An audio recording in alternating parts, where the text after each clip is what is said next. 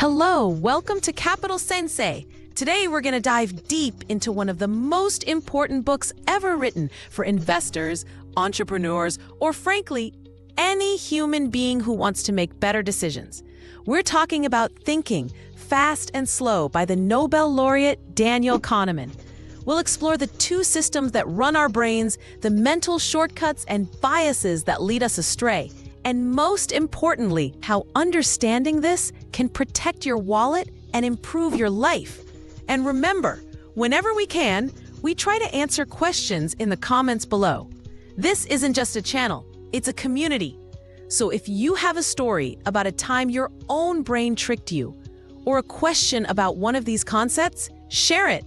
Your experience could be the very thing that helps someone else have that light bulb moment. So, let's get started. Imagine your mind is run by two very different characters. Daniel Kahneman calls them System 1 and System 2.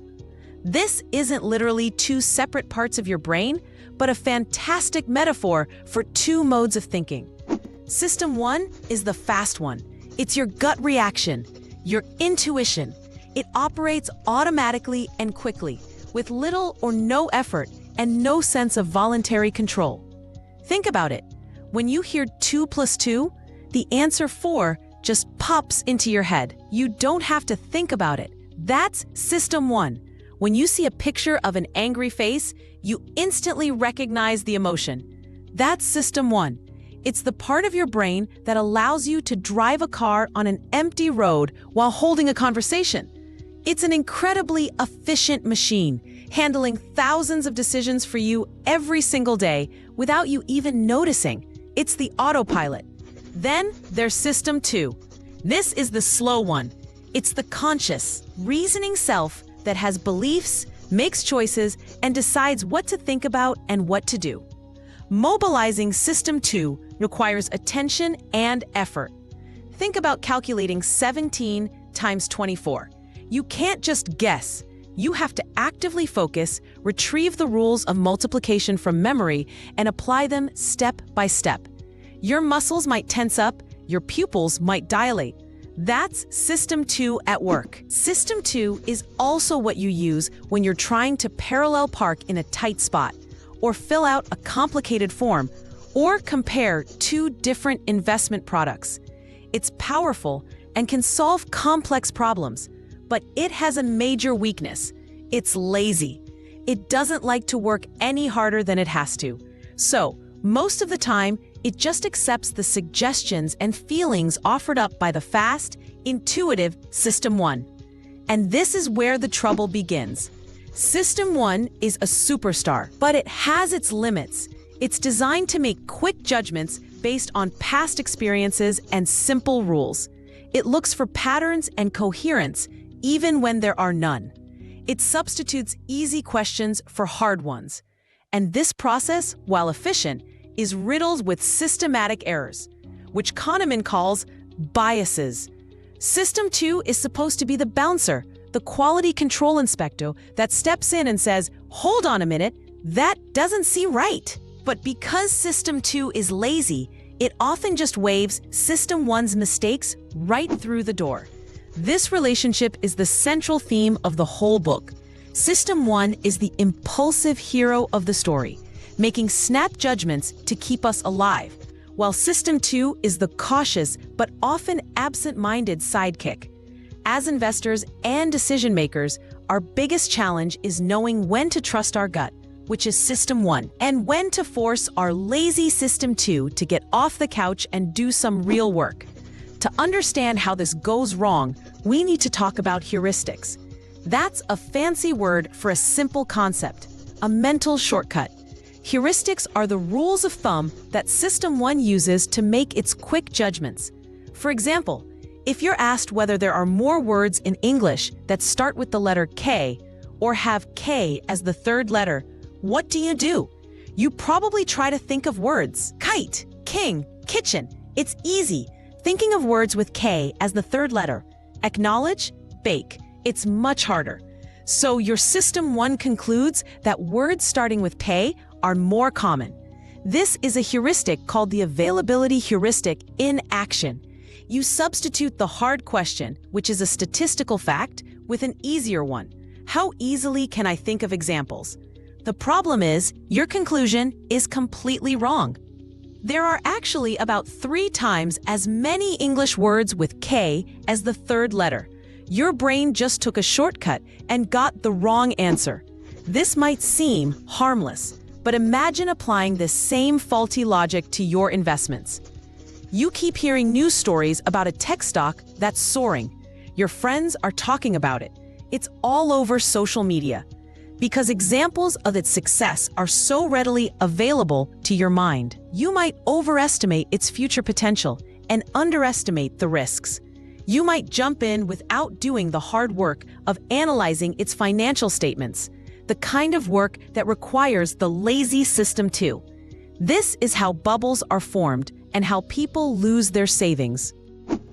Let's talk about another massive bias, one that is perhaps the most powerful force in sales and negotiation.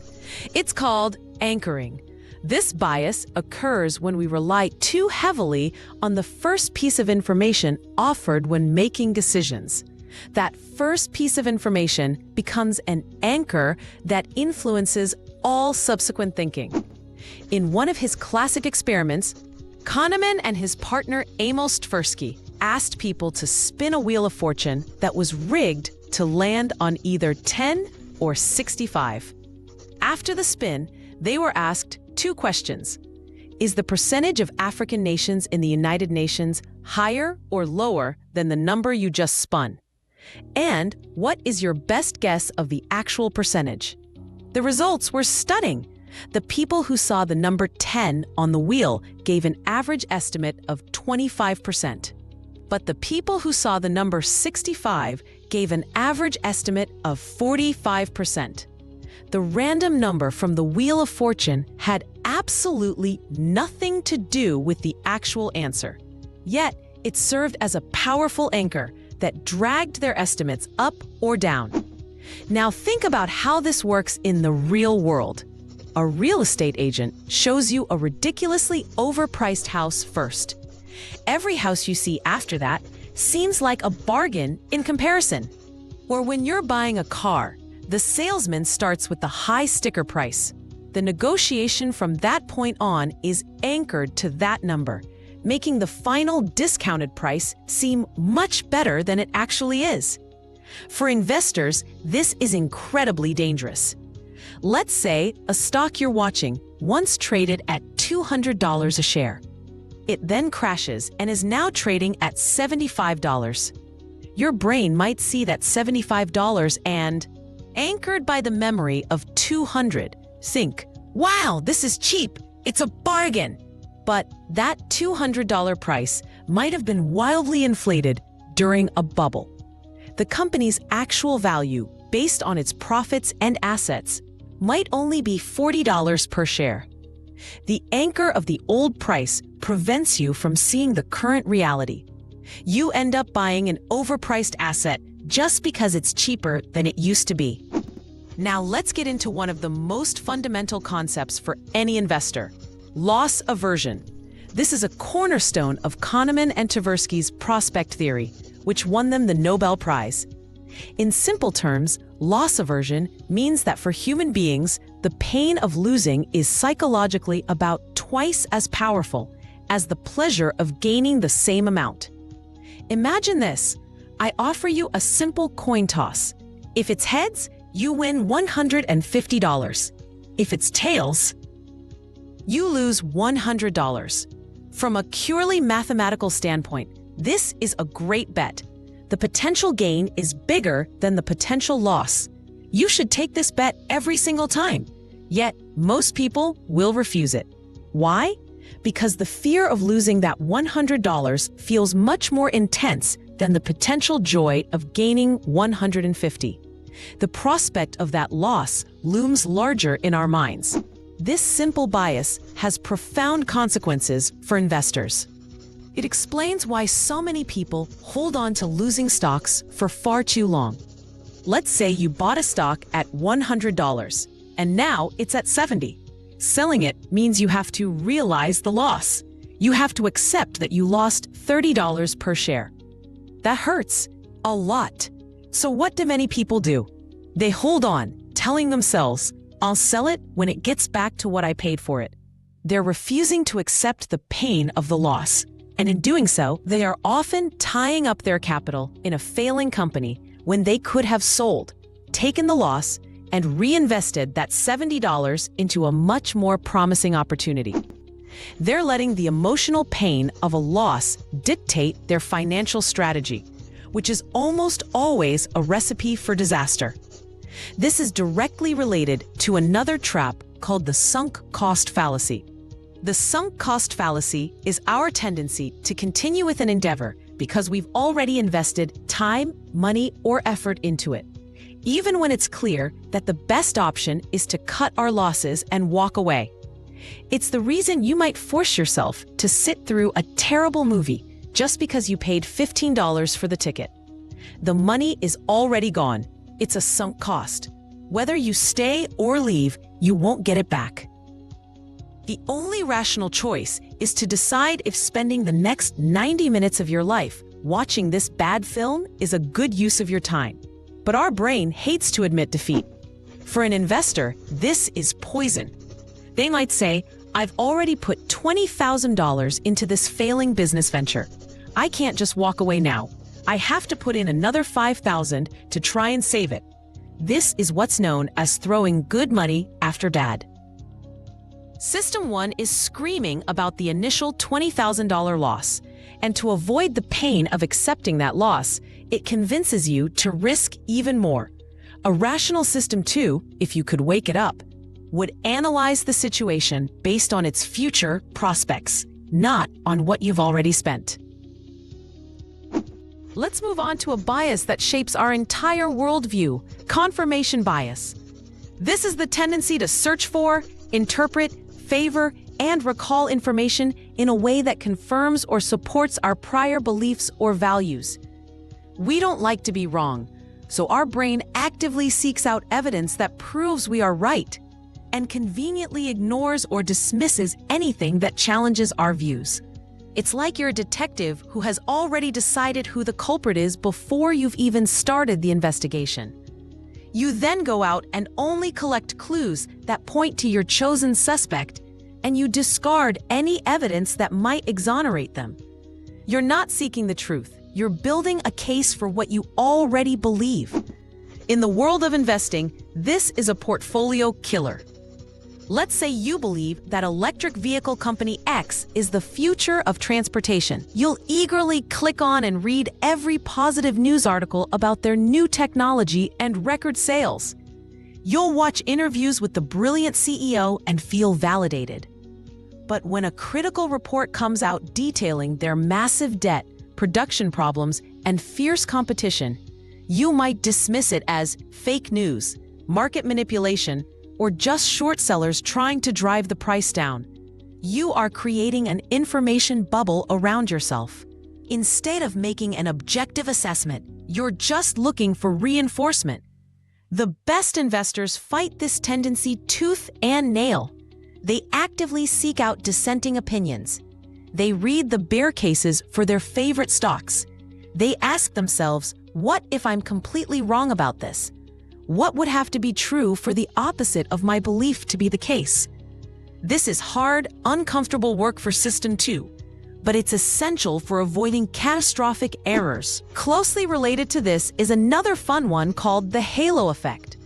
This occurs when our overall impression of a person, brand, or company in one area influences our feelings and thoughts about their other, unrelated traits. For example, we often assume that physically attractive people are also more intelligent, friendly, and competent than less attractive people, even with no evidence. The positive halo of their appearance spreads to our judgment of their other qualities. The same thing happens with companies. A company might have a fantastic, innovative product that everyone loves. Let's say they make the best smartphones on the market. Because of this positive halo, we might automatically assume that it must be a great investment. We think great product, great company must be a great stock. But the quality of a company's product and the quality of its stock as an investment are two completely different things. The company could be poorly managed, have a terrible balance sheet, or its stock could be trading at such a ridiculously high price that there's no room for it to grow. The charismatic, visionary CEO might give an amazing presentation, creating a halo effect that makes us believe everything about the company is golden. We fall in love with the story, the personality, the product, and we forget to do the boring System 2 work of checking the actual numbers. Okay, stick with me here, because this next part is the real core of Kahneman's Nobel Prize-winning work, and it's a game changer for understanding how we make decisions under risk. It's called prospect theory. Traditional economics assumed that people are rational and will always choose the option with the highest utility or value. Prospect theory showed this is just not how real humans behave. Prospect theory has three main ingredients that we've touched on. First, value is judged by gains and losses relative to a reference point, not based on absolute wealth. This is huge. Getting a $2,000 raise feels great if you were expecting nothing. But that same $2,000 raise would feel like a disappointment if you were expecting a $5,000 one. The outcome is the same. Your wealth increased by $2,000, but the feeling is completely different because the reference point changed. Second, as we discussed, we have loss aversion. Losses hurt more than equivalent gains feel good. This makes us risk-averse when we are in a position of gaining. For example, if I give you a choice between a guaranteed win of $900 or a 90% chance to win $1,000, most people will take the sure $900. They don't want to risk getting nothing, even though the statistical value of the gamble is higher. We prefer a certain, smaller gain over a probable, larger one. But here's where it flips. When we are in a position of losing, we suddenly become risk-seeking. If I give you a choice between a guaranteed loss of $900 or a 90% chance to lose $1,000, most people will take the gamble. They'll risk a bigger loss for the small chance of losing nothing at all. They would rather gamble than accept a certain, definite loss. This explains so much about investor behavior. It explains why we sell our winning stocks too early. We're risk-averse and want to lock in that sure gain. And it explains why we hold onto our losing stocks for too long. We become risk-seeking, hoping the stock will turn around so we can avoid the pain of a certain loss. We're making completely inconsistent decisions based on whether we're in the domain of gains or losses, and it costs us dearly. Another fascinating bias Kahneman highlights is what he calls "what you see is all there is," or WYSIATI. Our System 1 is brilliant at taking the limited, often incomplete information it has and quickly weaving it into a coherent, believable story. It doesn't pause to consider the information it doesn't have. It operates on the assumption that what it sees is all there is to see. This leads to overconfidence. If you are presented with a few compelling data points about a potential investment, say strong revenue growth and a new patent, your System 1 might quickly construct a story of inevitable success. You feel a sense of cognitive ease, a feeling that this story makes sense. You become confident in your judgment, forgetting to ask critical questions about the vast amount of information you don't have. What about the company's debt levels? The strength of its competitors? The integrity of its management?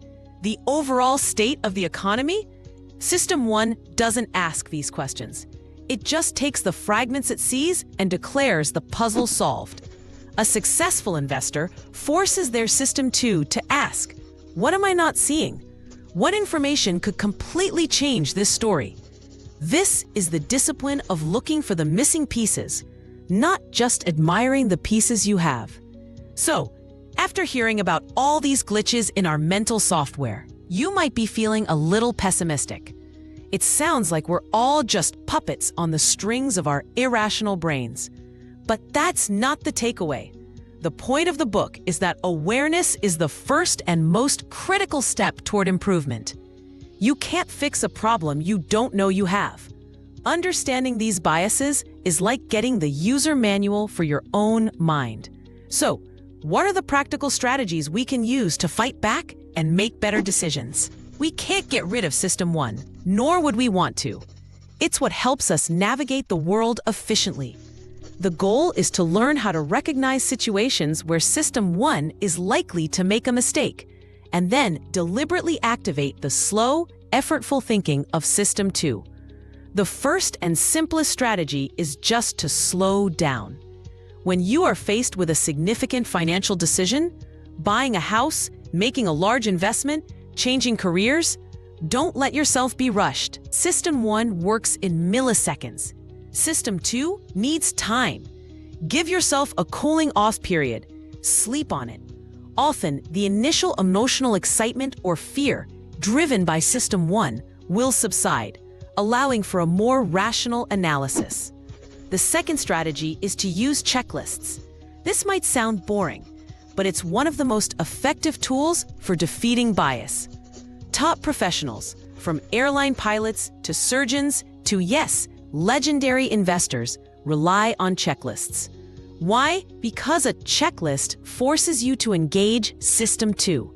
It forces you to go through a deliberate, systematic process and prevents you from overlooking crucial information just because your gut feels good about a decision. Before you buy a stock, for example, your checklist might include things like: what is the company's debt-to-equity ratio? What is its price-to-earnings ratio compared to its competitors? Have I read the last 2 annual reports? Have I read at least one strong argument against buying this stock? By mechanically going through these steps, you are short-circuiting your brain's tendency to rely on lazy heuristics and overconfidence. A third powerful technique is to actively seek out disagreement. As we saw with confirmation bias, our natural tendency is to surround ourselves with people and information that validates our opinions. You need to fight this. Deliberately seek out intelligent people who hold the opposite view. Don't just listen to argue. Listen to understand. Ask them, what do you see that I'm missing? This can be uncomfortable, but it's one of the fastest ways to uncover your own blind spots.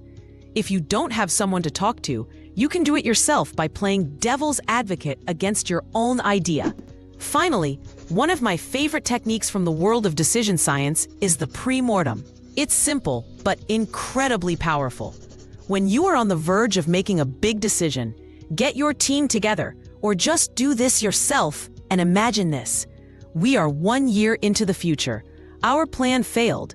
It was a complete disaster. Now, take 5 minutes and write down every possible reason why it failed. This exercise does something magical. It frees people from the pressure of confirmation bias and groupthink. Instead of trying to support the decision, you are actively looking for its flaws. It legitimizes doubt. You might uncover risks you never would have considered otherwise. Market shifts, competitor actions, internal weaknesses. It's a way to harness the power of hindsight beforehand. At the end of the day, the message from Thinking Fast and Slow is one of intellectual humility. It's a reminder that our brains are not perfect, rational computers. They are biological machines shaped by evolution to make quick, good enough decisions to survive, not to perfectly price complex financial assets. Our intuition is often wrong, especially in complex, modern domains like the stock market. Understanding the interplay between your impulsive storytelling, System 1, and your lazy but capable System 2 is the key. It's about creating processes and habits that force you to pause, to question your assumptions, and to engage in deep, analytical thought when the stakes are high. It's not about being smarter than everyone else. It's about being more disciplined in your thinking process. And that, more than any stock tip or secret formula, is what will truly make you a better investor and a wiser decision maker in all aspects of your life.